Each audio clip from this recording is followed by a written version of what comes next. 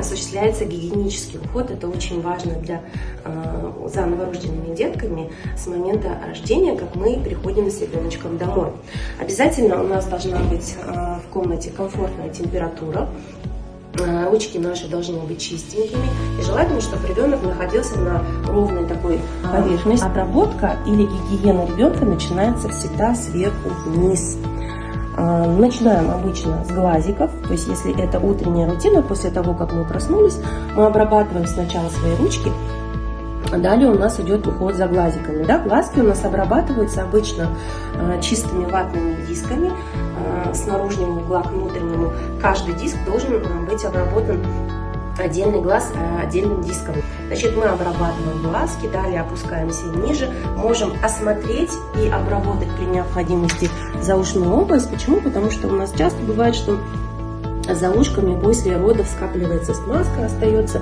Мы обязательно осматриваем, при необходимости обрабатываем.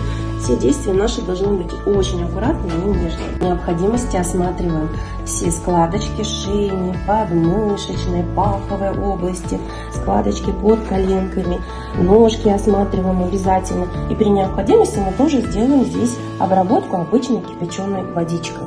Очень важно новорожденного ребенка выкладывать практически с рождения на живот, если для этого нет никаких противопоказаний со стороны здоровья ребенка.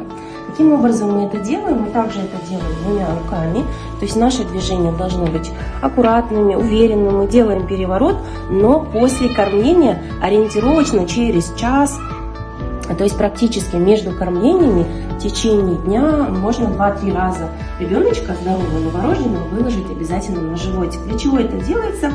Здесь мы помогаем ребеночку укреплять мышцы спины, шеи.